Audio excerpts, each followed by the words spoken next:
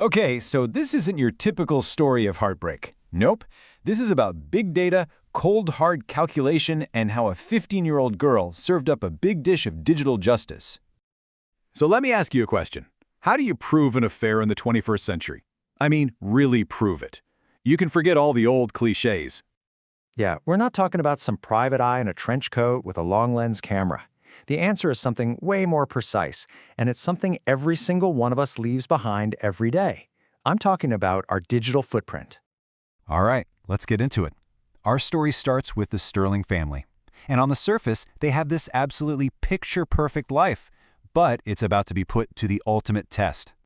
So here's the setup. On one hand, you've got Ronnie Sterling. He's this big-shot construction mogul, and his whole public image, it's all built around being a rock-solid family man.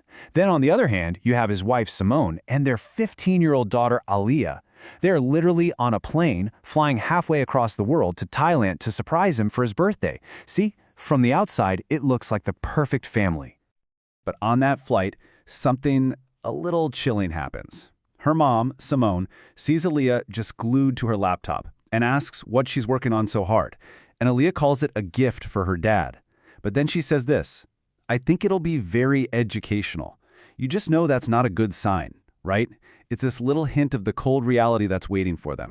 So they finally land. They get to this gorgeous villa in Phuket, and they're all excited for this big, happy family reunion.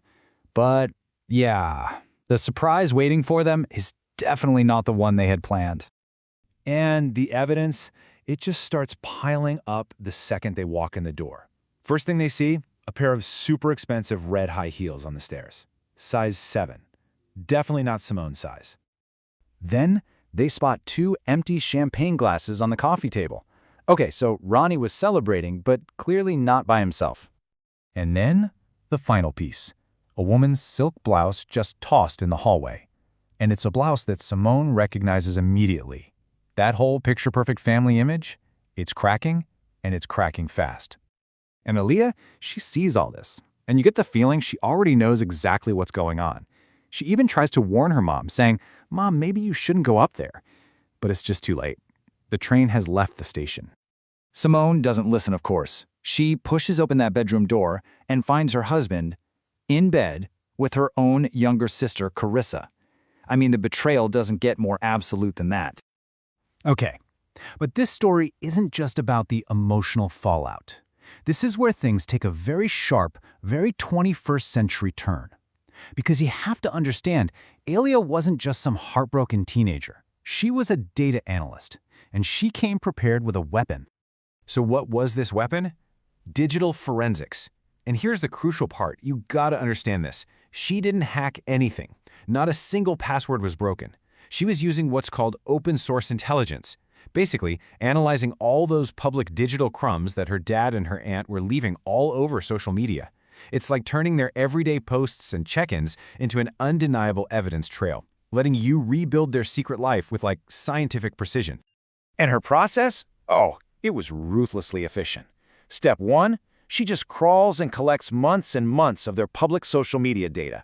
Step 2, she analyzes everything, correlating locations, times, who liked what, who commented where.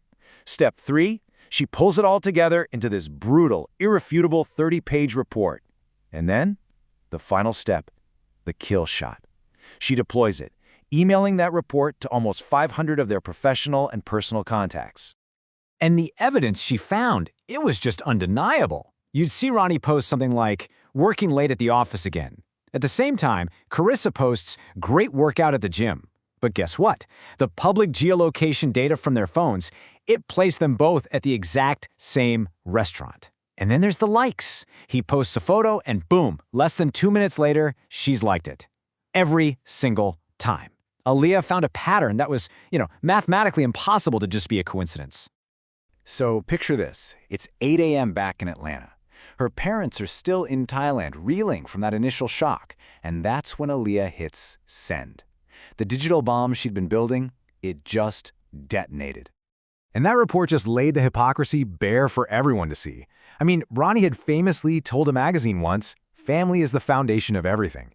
while Alia's report offered a much colder truth, a statistical one. The probability of all their coincidental meetups was less than 0.001%. His entire public persona was just shattered by digital reality. The professional fallout was not just fast, it was catastrophic. Get this. Within a single 24-hour period, Ronnie lost $110 million in construction contracts. His clients, who'd bought into his whole family man brand, they just pulled out. Instantly.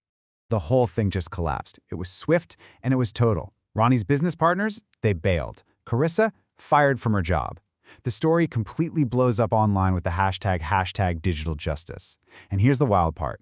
Data science experts started weighing in, and they were actually praising Alia's work, her methodology, all while Ronnie and Carissa basically became social pariahs overnight. But out of all that wreckage, something new and way more honest was about to be built. So while Ronnie's life is just completely imploding, we're talking bankruptcy, Simone and Aaliyah are busy building a brand new one. They actually pack up and move to Germany. And check this out, just 1 year after this whole mess, Aaliyah is not just okay, she's thriving. She lands an incredible internship at BMW's research center. And in Germany, they really did find that new beginning. Simone found a new partner, a truly good man who actually valued her. And Alia's incredible talent, it was finally celebrated for exactly what it was, sheer genius. In the end, it was Aaliyah herself who summed up the whole lesson of this story with this perfectly chilling, perfectly tech-savvy quote. She said, "Trust is a database that is impossible to recover after total damage." And that really leaves all of us with a pretty big question for the times we live in, doesn't it? In an age where every little digital crumb we leave behind creates this permanent, searchable record of our lives, is absolute radical honesty the only real option we have left? Something to think about.